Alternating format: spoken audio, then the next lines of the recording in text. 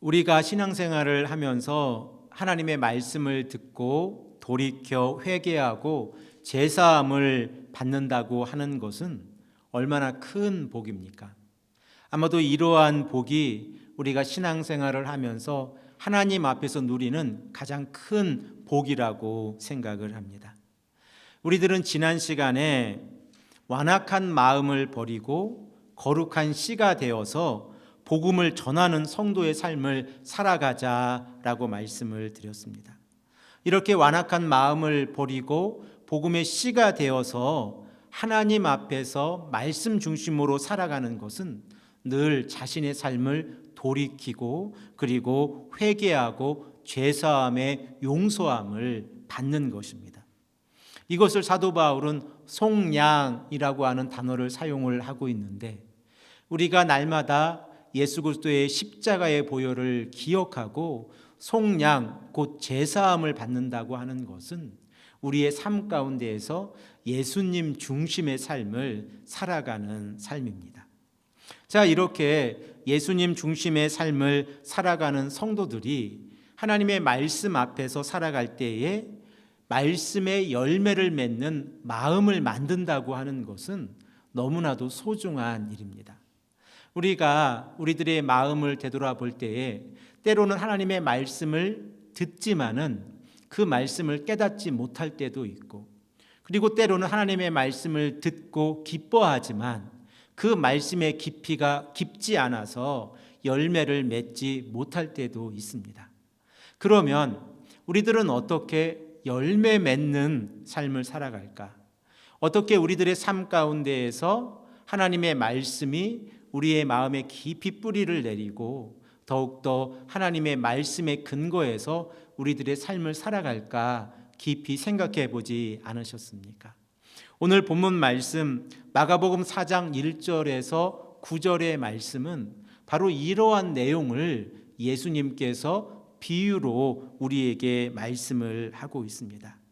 본문 3절 말씀을 보면 예수님께서 들으라, 씨를 뿌리는 자가 뿌리로 나가서 라고 말씀을 하면서 4절에서 8절까지의 말씀 가운데에서 네 가지 땅이 나오게 되어지는데, 우리들은 이 네 가지 땅의 모양을 바라보면서 이 비유가 씨 뿌리는 자에게 초점을 두고 있는 것이 아니라 씨를 뿌리는 땅에 초점을 두고 있다고 하는 사실을 알게 되어집니다.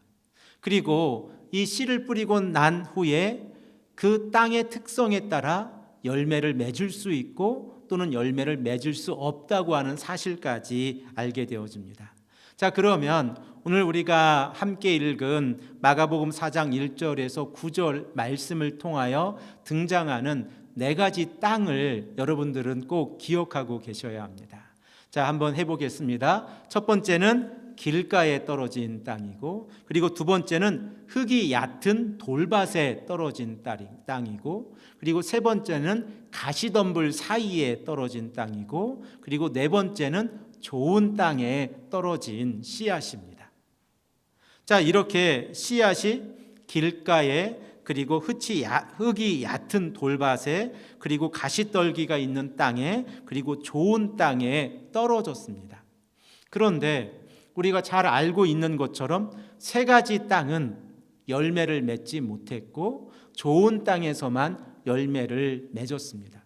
그리고 또한 이 세 가지 땅 가운데에서 첫 번째 길가 위에 떨어진 땅은 그 씨앗이 땅 속에 들어가지도 못했습니다. 그리고 두 번째 흙이 얕은 돌밭과 가시떨기가 있는 땅은 씨앗이 그 땅 속에는 들어갔지만 열매를 맺지 못했다고 하는 사실을 우리들은 알고 있습니다. 자, 그러면 이 네 가지 땅의 특징들, 특별히 오늘은 우리가 이 세 가지 땅에 집중을 해서 하나님의 말씀을 생각을 해 보기를 원하는데, 첫 번째 길가의 땅은 어떠한 특징을 가지고 있는지 우리가 생각을 해 보기를 원합니다. 사랑하는 성도 여러분, 여러분들은 씨앗을 가지고 있다고 하면 그 씨앗을 길가에 뿌리시겠습니까? 오늘 본문에서 말씀하고 있는 이 길가라고 하는 이 단어는 길가 주변에 있는 그 길가 주변에 있는 옆에 있는 땅을 의미하고 있는 것이 아니라 바로 길 위입니다. 길 위에다가 씨앗을 뿌리고 그리고 열매를 기다리는 사람은 아마도 없을 것입니다. 왜 그렇지요? 길이라고 하는 것, 좋은 길이라고 하는 것은 그 땅이 단단해야 합니다. 그래야 예수님 당시를 생각해 보십시오. 마차가 지나갈 수 있고 그리고 또한 많은 사람들이 걸어갈 때에 그 땅이 단단하지 아니하면 마차도 빠지게 될 것이고 사람들도 그 길을 걸어갈 때에 어려움을 겪게 될 것입니다. 하지만 이 길가에 떨어진 씨앗의 입장에서 보면 이 길가라고 하는 이 땅은 아주 좋지 않은 땅입니다. 씨앗이 땅 속으로 들어가서 물과 공기와 온도라고 하는 이 3박자가 맞아야 싹이 트고 그리고 줄기가 자라서 열매를 맺지 않습니까? 그런데 이 단단한 땅에 씨앗이 떨어지게 되어지면 이 씨앗은 땅 속에 들어가지도 못하고 새가 와서 주워 먹었다고 본문 4절에 말씀을 하고 있습니다. 자, 그러면 이제 두 번째 땅을 생각을 해 보겠습니다. 흙이 얕은 돌밭이라고 성경은 기록을 하고 있습니다. 흙이 얕은 돌밭이라고 생각을 했을 때에 우리가 겉으로 보기에는 좋아 보이는 땅입니다. 왜냐하면 겉으로 보기에는 그 땅 안에 있는, 땅 아래에 있는 돌이 보이지 않기 때문에 그 흙이 좋고 그리고 그 흙 안에 물기가 그 수분이 가득 차 있으면 씨앗을 심으면 씨앗을 떨어뜨리면 그 씨앗이 땅 속에 들어가서 열매를 맺을 것이라고 생각을 합니다. 그런데 씨앗이 흙 속에 들어가서 뿌리를 내리려고 했을 때에 그 돌로 인하여 뿌리를 깊이 있게 내릴 수 없는 상황이 발생을 하는 겁니다. 여러분들은 그 집에서 텃밭을 혹시 가꾸고 계시지 않습니까? 텃밭을 가꾸고 계신 분들은 우리가 잘 알고 있는 사실이 뿌리가 깊은 채소는 열매를 많이 맺는다는 겁니다. 봄철에 씨앗을 받아서 이제 땅에 뿌리게 되어지면 그 씨앗이 땅 속에서 싹이 나고 뿌리를 내리고 그리고 자라나서 꽃이 피고 열매를 맺지 않습니까? 그런데 씨앗을 땅 속에다가 이제 뿌려 놓으면 한참의 시간을 기다려야 합니다. 그 기다리는 시간 동안에 씨앗은 아무런 역할도 하지 않고 가만히 있습니까? 아닙니다. 뿌리를 내리는 역할을 하고 있습니다.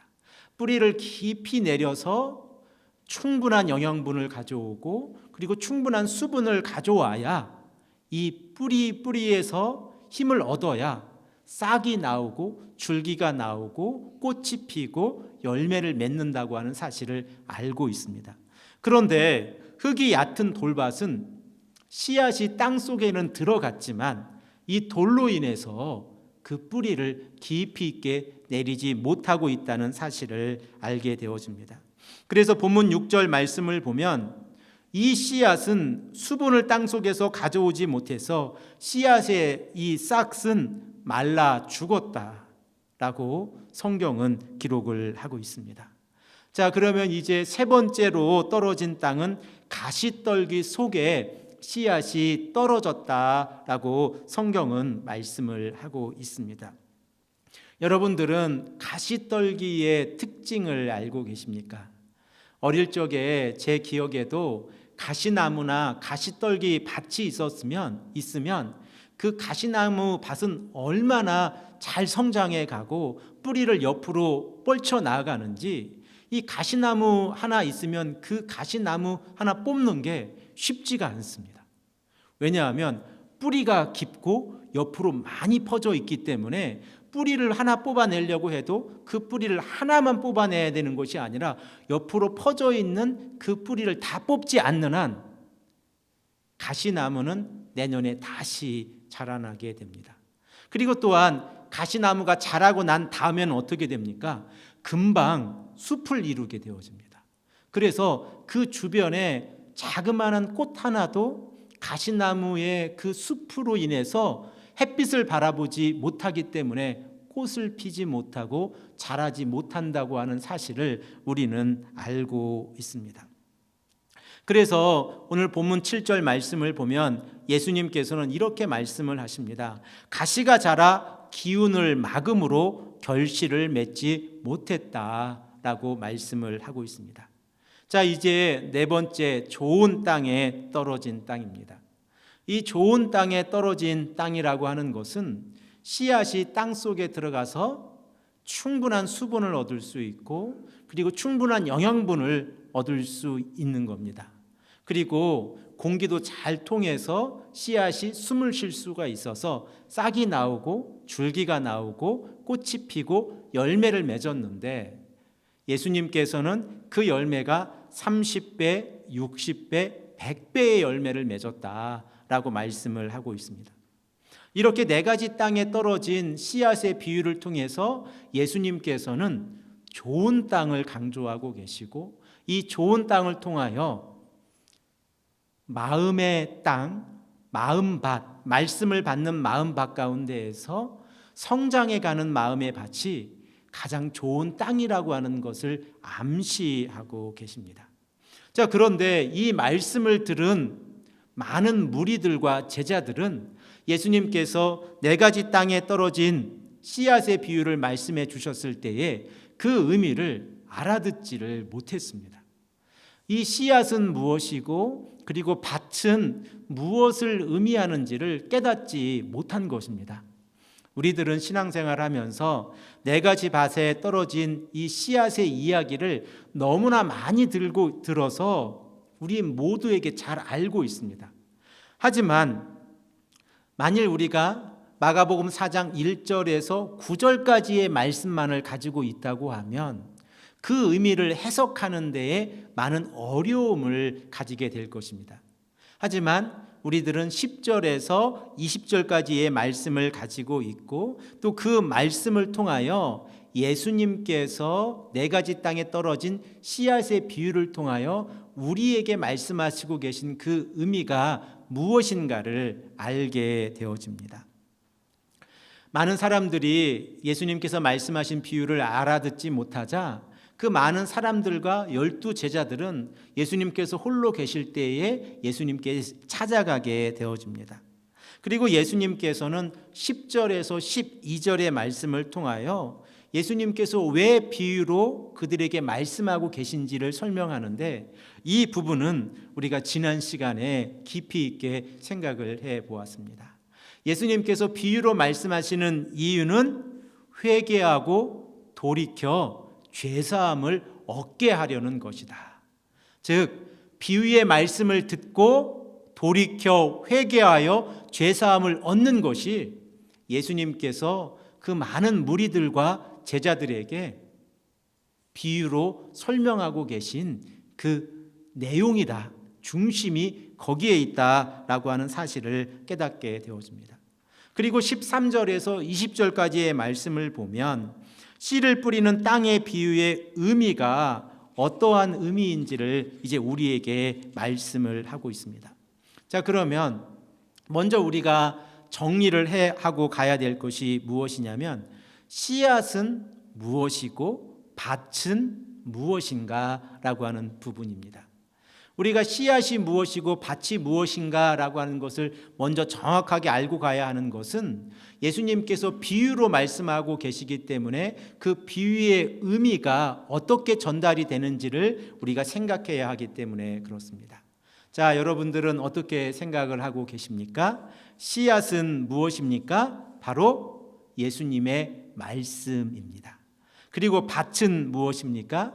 예수님의 말씀을 듣고 있는 성도들의 마음밭입니다. 그러므로 우리가 이 네 가지 땅에 떨어진 이 밭의 의미를 깊이 있게 생각을 한다고 하면, 예수님께서 네 가지 땅에 떨어진 씨앗이 좋은 땅에만 떨어진 씨앗만이 열매를 맺었다고 하는 그 사실의 의미를 깨닫게 되어집니다. 먼저 길가 위에 떨어진 씨앗을 생각해 보십시오.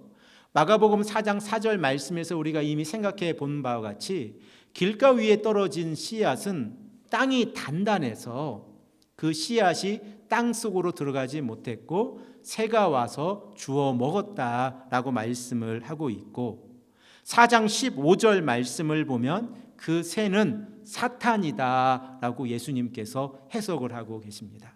우리 다 함께 마가복음 4장 15절 말씀을 읽겠습니다.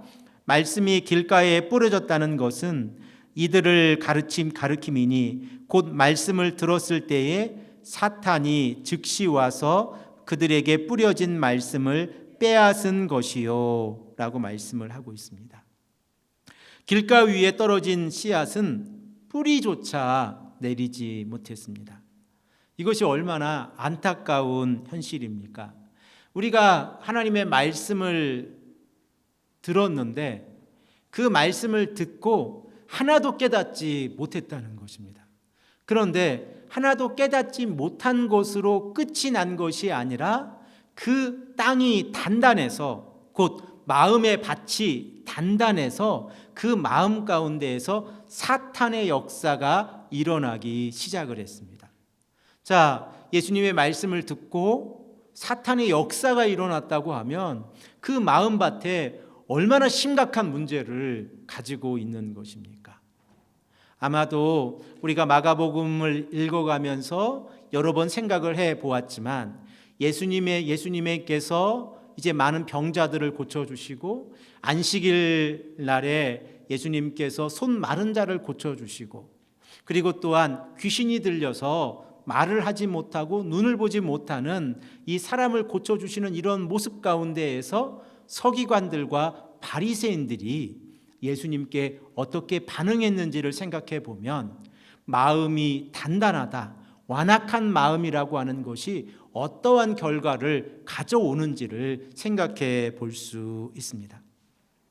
우리들은 복음은 예수 그리스도입니다 라고 하는 사실을 믿고 있는 자들입니다. 그리고 복음은 예수 그리스도라고 하는 사실을 전하고 있는 자들입니다. 이 명백한 사실을 하나님을 알지 못하는 사람들에게 전하고 있는데, 마음밭이 완악하다고 하면 그들의 마음 가운데에서 복음이 전파되어지고 있는데 그 복음이 무엇을 의미하는지 깨닫지 못한다고 하는 것을 우리는 알게 되어집니다. 자, 우리 다 함께 바리새인들의 입장에서 한번 생각을 해 보십시오. 안식일에 한쪽 손 마른 사람을 고쳐주셨을 때에 예수님께서 왜 탄식하셨습니까? 바리새인들이 그들의 마음이 완악해서 하나님의 말씀을 통한 마음의 회복이 이루어지지 않았기 때문에 그렇습니다. 예수님께서는 단지 안식일에 손이 마른 사람을 손을 피게 하는 이 역사만을 만들어 주신 것이 아니라 안식일의 참된 의미는 회복이다라고 하는 사실을 바리새인들에게 가르치고 계신데, 바리새인들은 그들의 마음이 완악해져서 그 의미를 전혀 깨닫지 못했습니다. 또한 이 완악함이라고 하는 것이 성령을 모독하는 죄와 연결이 되어졌다고 하는 사실을 우리는 마가복음 3장의 말씀을 통해서 생각해 보지 않았습니까? 앞을 보지 못하고 말을 하지 못하는 귀신 들린 사람을 예수님께서 고쳐주셨을 때에 그 바리새인들, 서기관들의 입술에서 나왔던 이야기는 예수님께서 바알세불의 힘을 빌어서 이 사람을 고쳤다라고 하는 내용입니다. 하지만 우리는 잘 알고 있습니다. 하나님의 성령의 역사를 통하여 예수님께서 이 병자를 고쳤다고 하는 사실을 우리는 너무나 잘 알고 있습니다. 그리고 아마도 예수님께서 마가복음 3장 29절에 성령을 거역하는 죄, 성령을 모독하는 죄를 설명하시면서 이렇게 말씀하시는 것을 우리가 깨달아 보면 바리새인들과 서기관들은 하나님의 성령을 통하여 예수님께서 이 병자를 고치셨다고 하는 사실을 알고 있으면서도 의도적으로 예수님을 거부하고 있었던 것입니다. 그리고 이러한 거부는 하나님 앞에서 성령을 모독하는 죄와 연결이 된다고 하는 사실을 깨닫게 되어집니다. 그러므로 우리가 말씀을 듣고 나서 마음이 완악하다고 하는 것은 얼마나 심각한 문제를 가지고 오는지를 생각을 해 보아야 합니다. 자, 이제 두 번째와 세 번째에 떨어진 땅의 비유를 생각을 해 보기를 원하는데, 두 번째는 얕은 흙이 덮여져 있는 돌밭이고, 그리고 세 번째는 가시덤불 사이에 떨어진 씨앗의 이야기입니다. 이 비유의 의미는 다르지만 결과는 동일합니다. 그 결과는 뿌리가 땅 속에서 뻗어가지 못했다라고 하는 동일한 결과를 가지고 있습니다. 그러므로 이 두 번째, 세 번째 땅에 떨어진 씨앗은 열매를 맺지 못했습니다. 자, 그러면 우리 두 번째에 떨어진 이 씨앗부터 생각을 해 보기를 원하는데, 얕은 흙으로 덮여 있는 이 땅이라고 하는 것은 사람들이 보기에 좋아 보일 수 있습니다. 그래서 그곳에 씨앗을 뿌려 놓았는데, 이제 봄이 지나가고 싹이 나오고 줄기가 나오고 열매를 맺어야 되는데, 그 싹이 어느 정도 나오고 난 다음에 전혀 자라지 않는 것을 농부가 알게 되어질 것입니다. 그리고 농부는 왜 이러한 일이 일어났을까라고 생각을 하면서 땅을 파 보았는데 그 땅 안에 돌들이 있었습니다. 그래서 씨앗은 뿌리를 깊이 있게 내릴 수가 없었고 열매 또한 맺을 수 없었습니다. 이 말씀이 16절에서 17절에 기록이 되어져 있는데, 우리의 마음밭 가운데서 돌밭 가운데 있는 우리의 마음은 어떠한 마음인가를 16절 말씀, 17절 말씀을 읽으면서 생각해 보겠습니다. 함께 읽겠습니다. 또 이와 같이 돌밭에 뿌려졌다는 것은 이들을 가리킴이니 곧 말씀을 들을 때에 즉시 기쁨을 받으나 그 속에 뿌리가 없어 잠깐 견디다가 말씀으로 인하여 환난이나 박해가 일어나는 때에는 곧 넘어지는 자요 라고 말씀하고 있습니다. 씨앗이 돌밭에 떨어졌을 때에 그 얕은 흙으로 인하여 씨앗은 뿌리를 내리려고 노력을 했습니다. 그리고 그 뿌리를 내리려고 하는 노력을 우리의 마음으로 생각을 해보면 말씀을 듣고 즐거움이 있었습니다. 그 말은 말씀을 듣고 말씀을 깨달았다는 것입니다. 그래서 이제 말씀대로 살아가기로 결정을 한 것입니다. 내가 어떠한 어려움과 고난이 다가와도 말씀 앞에서 이 신앙을 버리지 않겠다라고 하는 결정을 하고 말씀대로 살아가기로 작정을 했습니다. 그리고 이 씨앗처럼 이러한 마음밭을 갖고 있는 사람들에게 하나님의 말씀은 꿀송이처럼 달게 들렸을 겁니다. 그런데 씨앗이 뿌리를 내리지 못했습니다. 그리고 성경은 예수님께서는 이 말씀을 우리에게 설명하고 계시면서 씨앗이 뿌리를 내리지 못한 이유를 설명하고 있는데, 그 이유가 환난과 박해입니다. 우리가 이 땅을 살아가면서 신앙생활을 하면서 환난과 박해를 좋아하는 사람은 아마도 그리 많지 않을 것입니다. 하나님, 저에게 시험을 좀 해보십시오. 제가 이 시험을 견디지 못하는지 저를 좀 시험해 보십시오. 이렇게 기도하는 사람은 아마도 없을 것입니다. 우리들은 어떻게 기도하지요? 하나님, 지금 이렇게 어려운 상황 가운데 있는데 이 시험이 나에게 더 깊이 있게 다가오지 않게 해 주십시오 라고 기도를 합니다. 그런데 세상살이가, 우리가 이 땅을 살아가는 삶이 그렇게 우리가 기도한 것처럼만 되지는 않습니다. 그래서 환난과 박해가 우리가 예수 그리스도를 믿는 믿음으로 인하여 일어날 때가 있는데, 뿌리를 내리지 못한 신앙은 환난과 박해가 왔을 때에 신앙을 포기하고 열매 맺는 것을 포기하고 교회를 떠나가게 되어지고 그리고 자신의 삶으로 살아갈 때가 많이 있다는 것입니다. 하지만 우리는 환난 가운데서 즐거워해야 한다고 하는 사도 바울의 신앙 고백을 알고 있습니다. 사도 바울이 로마서 5장 3절에서 4절 말씀을 통하여 우리에게 말씀하고 있는 내용이 무엇입니까? 환난 가운데 넘어지지 않고 즐거워하는 이유가 환난은 인내는 성숙한 성품을, 우리 개역 개정 성경에는 연단이라고 번역이 되어져 있는데, 그리고 또한 이 성숙한 성품은 소망을 이루는 줄을 알기 때문입니다 라고 고백을 하고 있습니다. 환난 가운데에서 즐거워하는 것은 이 환난을 이겨서, 그리고 이 환난을 이기는 과정 가운데서 인내함으로 우리의 마음밭에 성숙한 하나님의 성품을 자리 잡게 될 수 있기 때문에 그렇습니다. 그리고 이 성숙한 성품은 소망과 연결이 되어집니다. 우리가 천국을 소망하며 살아가고 있지 않습니까? 그리고 천국을 소망하며 살아가는 성도들의 삶을 바라보면 구원의 소망, 믿음으로 의롭다함을 받는 소망, 그리고 부활의 소망, 그리고 영원한 천국, 영생의 소망 가운데서 살아가게 되어집니다. 이러한 소망 가운데서 살아가는 성도의 삶 가운데에서 환난과 박해가 우리에게 다가올 수 있는데, 이러한 환난과 박해 가운데에서 인내하는 것, 믿음을 지키는 것이 씨앗이 뿌리를 내리게 하는 역할을 한다는 것입니다.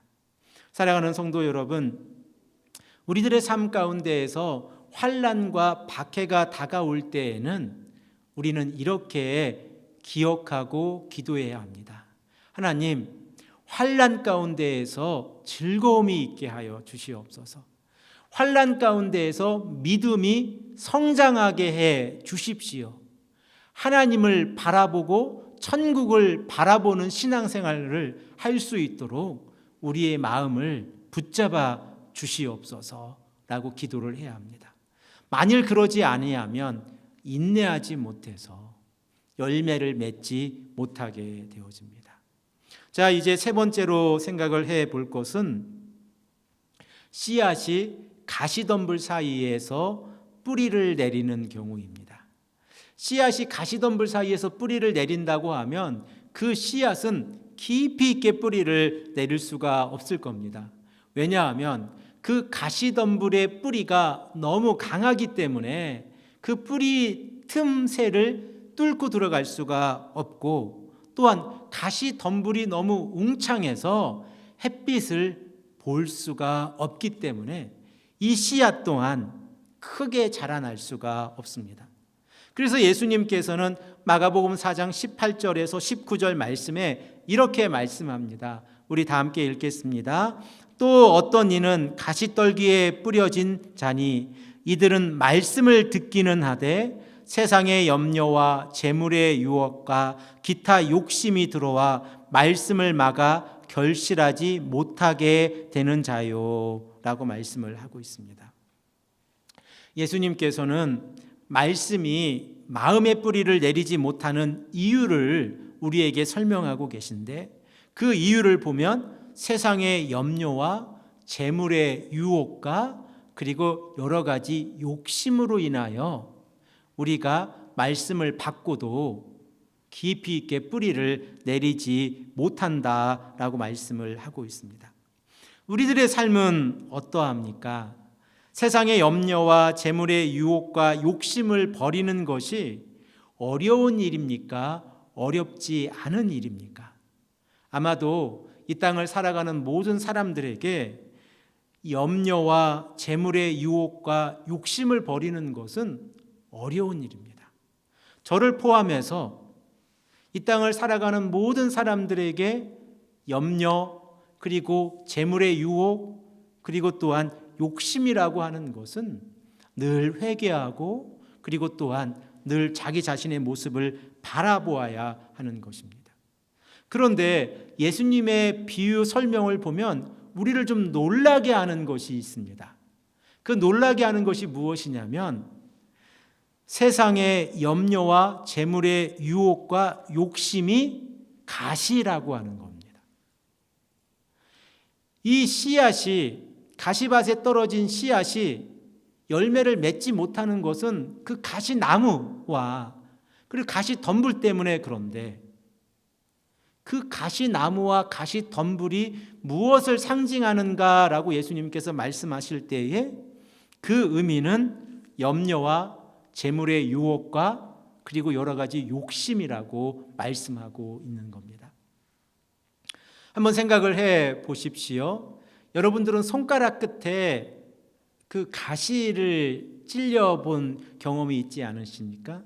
장미 한 송이를 바라보다가, 그 장미꽃을 바라보다가 장미의 가시가 손가락에 찔려본 그런 경험을 하지 않으셨습니까? 저 같은 경우는 어릴 적에 탱자나무가 옆에 있었는데 그 탱자나무의 가시에 찔려본 경험이 여러 번 있습니다. 자, 그러면 손가락 끝에 가시 하나가 찔렸는데 온갖 신경이 그 손가락 끝에 가 있습니다. 그리고 어떻게든 이 가시를 뽑지 않는 한 고통으로부터 벗어날 수가 없습니다. 자, 그래서 그 손가락 끝에 있는 가시를 뽑게 되어집니다. 그러면 언제 아팠는가라고 생각할 정도로 그 고통과 아픔이 순식간에 사라져버리는 경험을 우리는 하게 되어집니다. 이것이 가시를 뽑아낸 결과입니다. 자, 이렇게 우리들은 눈에 보이는 가시는 뽑으려고 합니다. 그런데 우리 마음 안에 있는 가시가 세상을 살아가면서 염려와 재물의 유혹과 그리고 또한 온갖 여러 가지 욕심이 가시라고 하는 사실을 우리가 알고 있다고 하면 이 또한 뽑아야 되지 않겠습니까? 우리들은 정기 검사를 통해서 검사를 하면서 몸 안에 자그마한 물혹이라든지 어떤 염증이 있다고 하면 정성을 다해서 우리의 신체를 치료합니다. 왜냐하면 그렇게 치료하지 않으면 그 질병이 더 커질 수 있기 때문에 그렇습니다. 자, 우리의 육체도 이렇게 중요한데 우리의 영혼은 얼마나 더 중요합니까? 우리의 육체는 이 땅에서 길게 살면 100년의 시간을 살고 이제 하나님의 나라에 가게 되어지는데, 영원한 삶을 바라보고 있는 하나님의 백성들의 삶 가운데에서 가시를 늘 달고 산다고 하면 이것이 얼마나 큰 문제입니까? 눈에 보이는 손끝에 있는 가시도 뽑으려고 하는데 눈에 보이지는 않지만 이것이 우리 영혼의 삶 가운데에서 가시라고 하는 사실을 알게 되어진다고 하면 그 가시도 제거해야 되지 않겠습니까? 예수님께서는 이렇게 세 가지 땅에 떨어진 씨앗의 비유를 통해서 어떻게 하면 우리가 말씀의 열매를 맺는 마음을 만들 수 있을까라고 말씀을 하고 있습니다. 그리고 좋은 땅에 떨어진 씨앗은 30배, 60배, 100배의 열매를 맺었다라고 말씀을 하고 있는데, 이 좋은 땅의 특징과 좋은 땅에 떨어진 씨앗이 열매를 맺을 수 있었던 이러한 근거들, 성경적인 이유들은 우리가 다음 시간에 생각을 해보기를 원합니다. 사랑하는 성도 여러분, 하나님의 말씀은 전파되어졌을 때에 우리 마음밭에 뿌리를 내려야 합니다. 그런데 하나님의 말씀이 전파되었는데 우리들의 마음밭에 뿌리를 내리지 못하는 이유를 우리는 세 가지 땅의 비유를 통해서 생각을 해보았습니다. 마음의 완악함, 환난과 박해 가운데에서 인내하지 못하는 마음, 세상의 염려와 재물의 유혹과 여러 가지 욕심을 제거하지 못하는 마음, 바로 이러한 마음을 제거해야 우리는 좋은 밭으로 우리의 마음을 바꿀 수 있습니다. 사랑하는 성도 여러분, 이 땅을 살아가면서 하나님의 말씀을 듣고 그 말씀을 통하여 좋은 밭이 되기를 원하지 않습니까? 그러면 먼저 우리가 해야 할 것은 우리 마음 안에 있는 완악함과 환난과 박해 가운데서 인내하지 못하는 우리의 마음과 그리고 세상의 염려와 재물의 유혹과 욕심을 버리는 이러한 노력을 먼저 해야 합니다. 그리고 나서 좋은 땅을 만들 수가 있습니다. 이렇게 좋은 땅을 만들어가는 이러한 운동을 우리가 해 나아가면서 말씀으로 변화받는 하나님의 귀한 성도님들이 되시기를 간절히 축복합니다. 함께 기도하겠습니다.